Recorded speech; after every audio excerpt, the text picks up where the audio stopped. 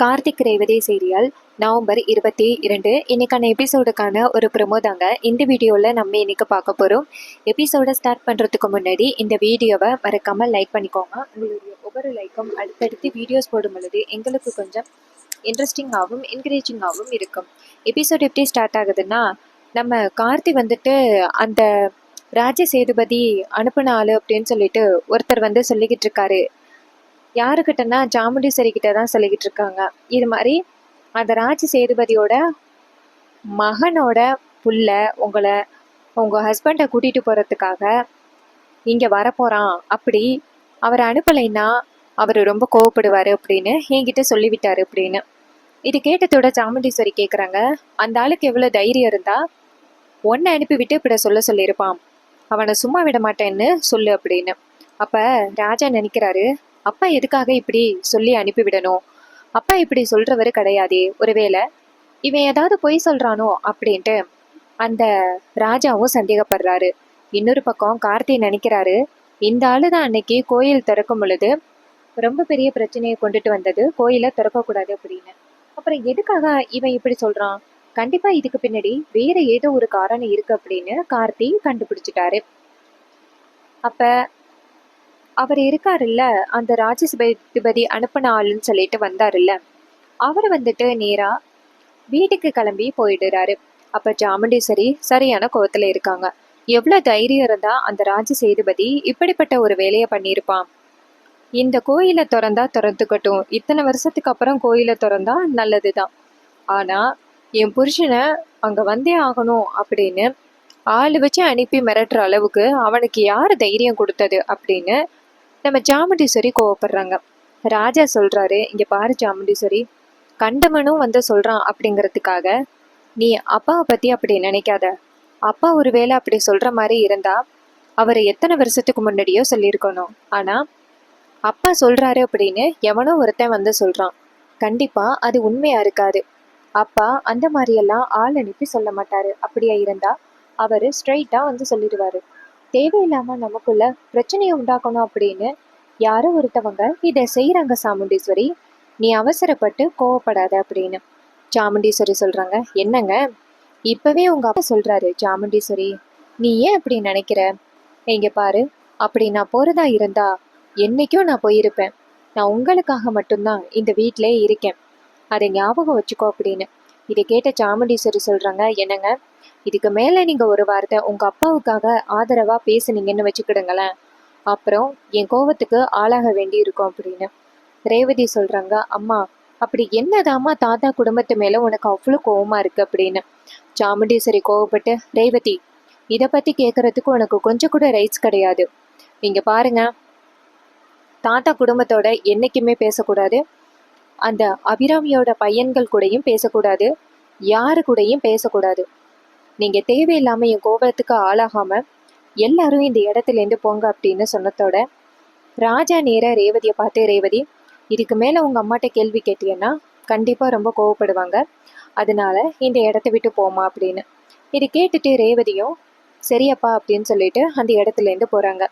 துர்கா சொல்றாங்க, எவ்வளவு தைரியம் இருந்தா தாத்தா இது மாதிரி ஆள் அனுப்பி நம்மளை மிரட்டுவாரு, அப்படி மிரட்டிட்டா நம்ம அப்பாவை விட்டு கொடுத்துருவோம் அப்படின்னு அவரை நினைச்சுக்கிட்டு இருக்காரா?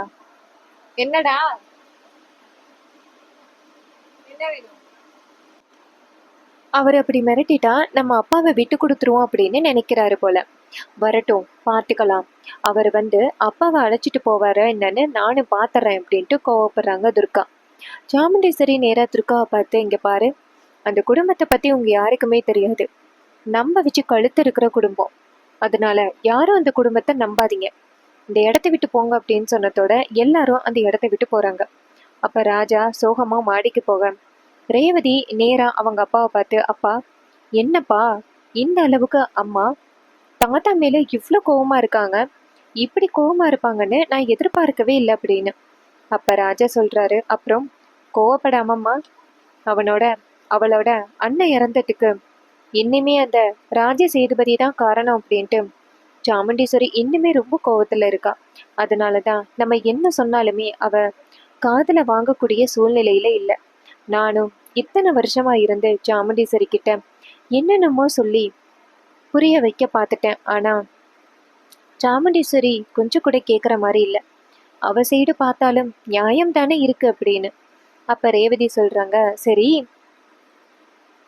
அபிராமி அம்மாவோட புள்ள கோயிலை திறந்துருக்காங்கன்னு கேள்விப்பட்டேன், அவர் இங்கே தான் இருக்காரா அப்படின்னு. ராஜா சொல்கிறாரு, அது அம்மா தெரியல, ஆனால் ரொம்ப நாள் கழிச்சு என் தங்கச்சியோட பையன்க இங்கே வந்திருக்காங்கன்னு கேள்விப்பட்டிருக்கேன்.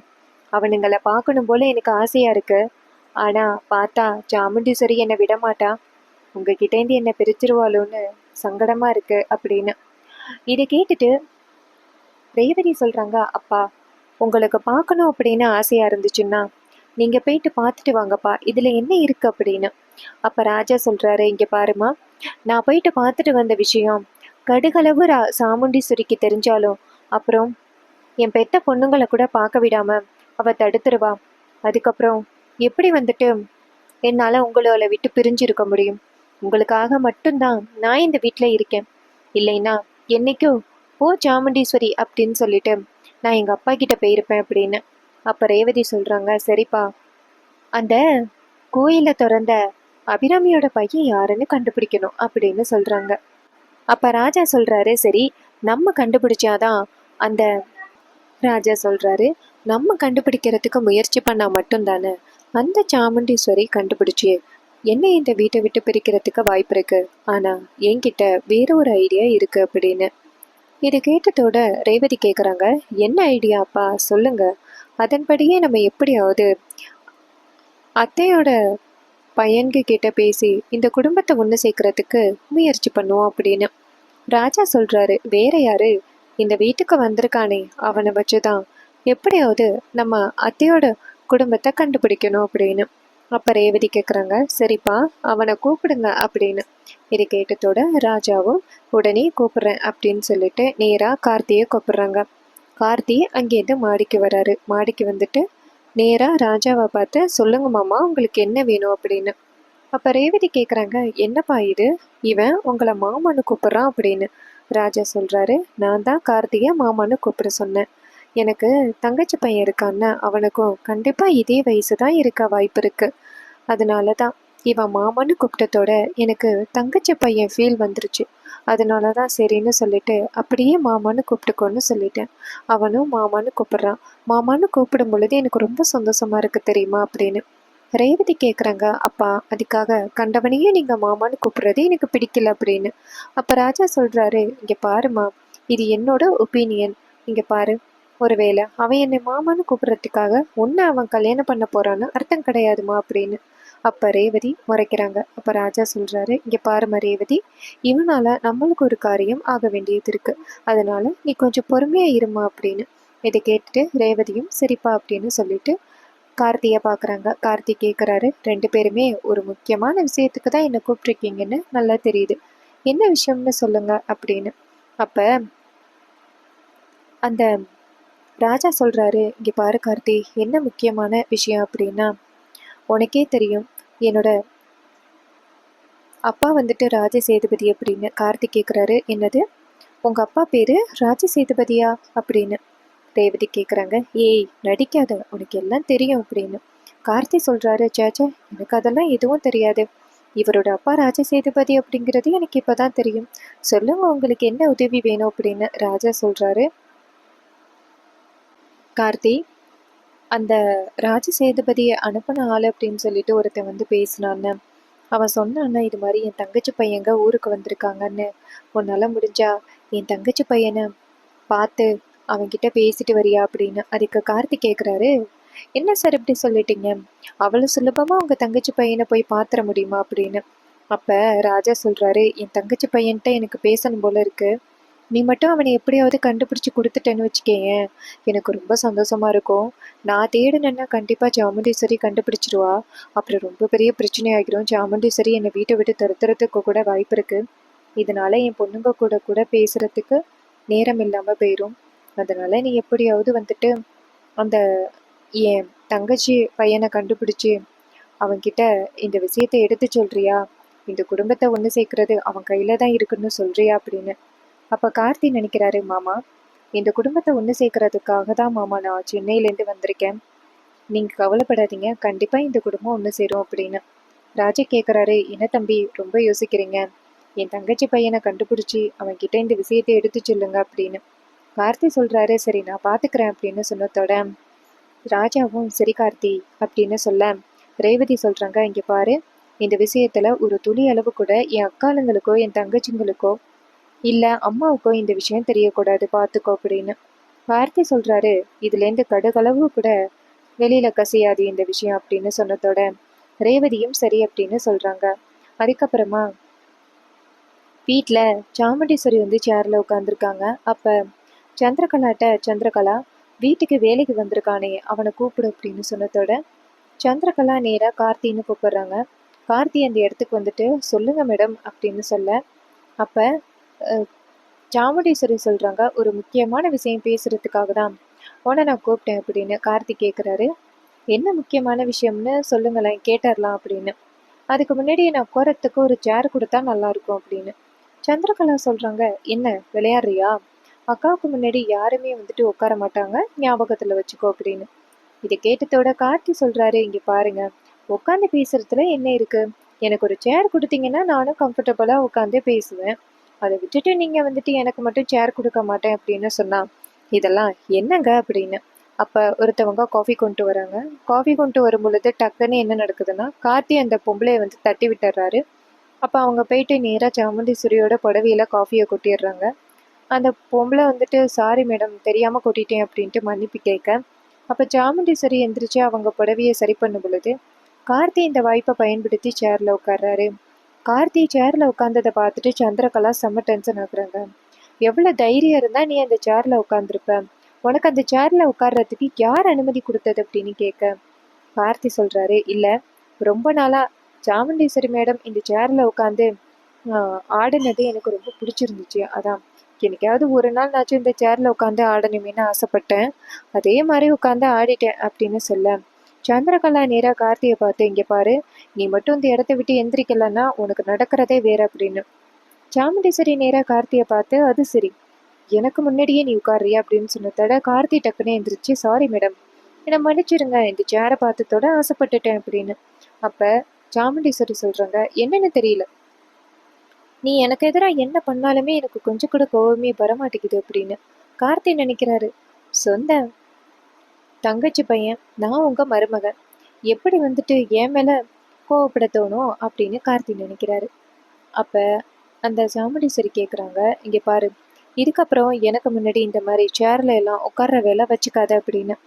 சந்திரகலா நேராக சாமுண்டீஸ்வரியை பார்த்து, அக்கா, இவனை பார்த்தா எனக்கு ரொம்ப சந்தேகமாக இருக்கு, தயவு செஞ்சு இவனுக்கு நீங்கள் ரொம்ப இடம் கொடுக்கறத நிப்பாட்டுங்க அப்படின்னு. சாமுண்டீஸ்வரி சொல்கிறாங்க, இவன்கிட்ட திமிரு இருக்கு அப்படிங்கிறதுக்காக தானே நான் இவனையே வேலைக்கு சேர்த்தேன், நம்மளுக்கு சரிக்கு சமமாக திமிரு இருக்கிறது சரிதான் அப்படின்னு சொல்ல சந்திரகலா கேட்குறாங்க, அக்கா, அதுக்காக அந்த திமுறை நம்மக்கிட்டேயே பயன்படுத்தக்கூடாது இல்லையா? ஒரு நாள் இல்லைன்னா ஒரு நாள் அவன் நம்மளுக்கு எதிராக இருந்துட்டா என்ன பண்ணுவீங்க அப்படின்னு. சாமுண்டீஸ்வரி சொல்கிறாங்க, அதுக்கெல்லாம் வாய்ப்பே கிடையாது, இவன் எப்போவுமே நம்மளுடைய அடிமை தான் அப்படின்னு சொல்ல இது கேட்டுட்டு சாமுண்டீஸ்வரியும் சரி அப்படின்னு சொல்கிறாங்க. அதுக்கப்புறமா கார்த்தி நேராக சாமுண்டீஸ்வரியை பார்த்துட்டு, சொல்லுங்க மேடம், எதுக்காக கூப்பிட்டீங்க அப்படின்னு. அப்போ சாமுண்டீஸ்வரி சொல்கிறாங்க, உனக்கு ஒரு முக்கியமான ஒரு பொறுப்பு அப்படின்னு. கார்த்தி கேட்குறாரு, என்ன முக்கியமான பொறுப்புன்னு சொல்லுங்க, உடனே செஞ்சிடலாம், மேடம் சொல்லிட்டா எந்த வேலையும் செய்யாமல் இருக்கிறது தான் ரொம்ப தப்பு, மேடம் என்ன வேலைன்னு சொல்லுங்க அப்படின்னு.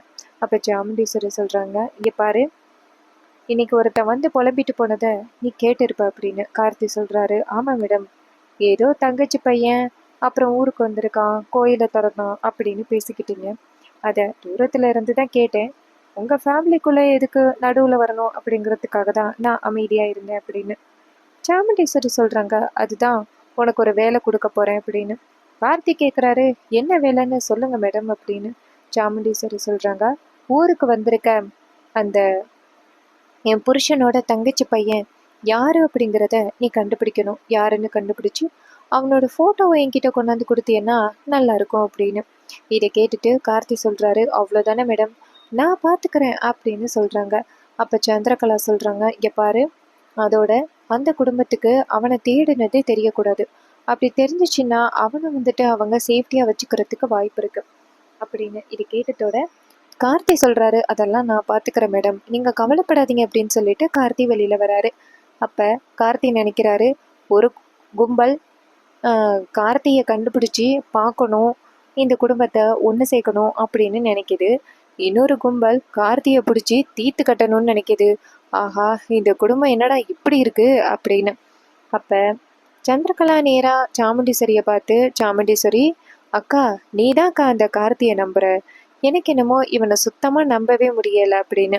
சாமுண்டீஸ்வரி கேட்குறாங்க, ஏன் இவனை நம்ப முடியலைன்னு சொல்கிற அப்படின்னு. அப்போ சந்திரகலா சொல்கிறாங்க, இல்லை, நான் போயிட்டு இவனை வேலைக்கு சேர்த்தப்போ வேலைக்கு வர முடியாதுன்னு சொன்னான். இடையில சிவனாண்டியும் போயிட்டு இவனை வேலைக்கு கூப்பிட்ருக்கான், அதுக்கும் வர முடியாதுன்னு சொல்லியிருக்கான். அதுக்கப்புறம் என்ன யோசிச்சான்னு தெரியல, பாதி கூரில் வேலைக்கு சேர்ந்துக்கிறேன் அப்படின்னு சொல்லிட்டு சேர்ந்துருக்கான். அதோட இன்னொன்று தெரியுமா, உங்கள் புருஷனை இவன் மாமான்னு கூப்பிட்றான் அப்படின்னு. அப்போ சாமுண்டீஸ்வரி சொல்கிறாங்க, அவர் எல்லாருக்கிட்டேயும் ரொம்ப பணிவாக பேசுவார், ஸோ அதனால் அவரே என்ன மாமான்னு கூப்பிடுன்னு சொல்கிறதுக்கு நிறைய சான்சஸ் இருக்குது. ஸோ இதையெல்லாம் நீ பெரிய விஷயமா எடுத்துக்காத. நீ என்ன நினைக்கிற, அந்த தங்கச்சி பையன் இவனா இருப்பானோன்னு நினைக்கிறியா அப்படின்னு சந்திரகலா சொல்கிறாங்க. வயசு வித்தியாசத்தையெல்லாம் கரெக்டாக மேட்ச் பண்ணி பார்த்தா அப்படிதான் இருக்குமோன்னு எனக்கு தோணுதுக்கா அப்படின்னு. அப்போ சாமுண்டீஸ்வரி சொல்கிறாங்க, கண்டிப்பாக அந்த ராஜ சேதுபதி அவனோட பொண்ணோட பையன்களை இங்கே அனுப்புறதுக்கு வாய்ப்பே இல்லை. ஏன்னா நான் எப்படிப்பட்ட கோபக்காரி அப்படிங்கிறது அவனுக்கு தெரியும். கண்டிப்பாக பிடிச்சன்னா கொலை பண்ணாமல் விட மாட்டேன். அதனால கண்டிப்பாக பயந்துக்கிட்டு அவன் இந்த வீட்டுக்கு அவன் பேர பிள்ளைகளை அனுப்பவே மாட்டான் அப்படின்னு. சந்திரகலா கேட்குறாங்க, ஒருவேளை அனுப்பிட்டா இந்த குடும்பத்தை ஒன்று சீக்கிரத்துக்காக அப்படின்னு. சாமுண்டீஸ்வரி சொல்கிறாங்க, அவன் இந்த பாதையில் கூட கால் எடுத்து வைக்க முடியாது, அப்படி வச்சா இந்த துப்பாக்கியாலேயே அவனை ஷூட் பண்ணி கொண்டுருவேன் அப்படின்னு சொல்ல, சந்திரகலாவும் சரிக்கா, எங்கே நீ மாறிட்டியோன்னு நினச்சேன், நம்ம அண்ணன் இறந்தது இன்னும் உனக்கு ஞாபகத்தில் இருக்குல்ல அப்படின்னு. சாமுண்டீஸ்வரி சொல்கிறாங்க, அதை மட்டும் நான் எப்படி மறக்க முடியும் அப்படின்னு சொல்கிறாங்க. அதே நேரத்தில் கார்த்தி வெளியில் போயிட்டு, என்னடா இது, இவங்க எப்படி சொல்கிறாங்க, ஒருவேளை இவன் தான் அந்த ராஜசேதுபதியோட பேரன் அப்படின்னு எங்கள் அண்ணன்களில் யாராவது ஒருத்தங்க தெரிஞ்சா எங்கள் அண்ணன்களை இவளை கொலை பண்ணுறதுக்கு முயற்சி பண்ணுவாங்களே, எப்படியாவது எங்கள் அண்ணன்களை இவள்கிட்டேருந்து காப்பாற்றணும். அப்போ அண்ணனை இந்த ஊரில் இருக்க வேணாம், அவள் சொந்த ஊருக்கு போக சொல்லி நான் தான் எப்படியாவது வார்ன் பண்ணணும், இங்கே இருந்தால் ரொம்ப பெரிய பிரச்சனை அப்படின்னு கார்த்தி ஃபைனல் பண்ணுறாரு. இன்னொரு பக்கம் ராஜா நினைக்கிறாரு, எப்படியும் கார்த்தி என் தங்கச்சி பையன்களை கூட்டிகிட்டு வந்துடுவான் அப்படின்னு நம்பிக்கையோடு இருக்காரு. ரேவதி ஆல்ரெடி எனக்கு அப்பாவோட சொந்தக்காரவங்களை பிடிக்காது அப்படின்னு சொல்லியிருந்தாங்க. ஆனால் என்னைக்கு ராஜா என்ன நடந்துச்சு எல்லாத்தையும் சொன்னாங்களோ அப்பயே ரேவதி நினச்சாங்க, இது எல்லாத்துக்கும் காரணம் தாத்தாவை தவிர்த்து தாத்தாவோட பொண்ணுங்களால் கிடையாது அப்படின்னு புரிஞ்சுக்கிட்டு எப்படியாவது குடும்பத்தை ஒன்று சேர்க்கணும் அப்படின்னு ரேவதியும் நினைக்க ஆரம்பிச்சிட்டாங்க. அப்கமிங் ப்ரொமோவில் என்ன காமிச்சிருக்காங்கன்னா, கார்த்தி கோட் சூட் போட்டுட்டு காரில் உட்காந்துருக்காரு. அப்போ அந்த சாமுண்டீஸ்வரி கார்த்தியை பார்க்குறதுக்காக கார் பக்கம் வராங்க. கார்த்தி ஷாக் ஆகுறாரு. அதோட தான் இந்த ப்ரொமோவை ஃபினிஷ் பண்ணியிருக்காங்க. அண்டு அப்கமிங் எபிசோட்ஸ் பற்றி நம்ம சேனலில் தெரிஞ்சுக்கணும்னா மறக்காமல் நம்ம சேனலை சப்ஸ்கிரைப் பண்ணிவிட்டு உங்களுடைய ஆதரவை கொடுங்க. தேங்க்ஸ் ஃபார் வாட்சிங்.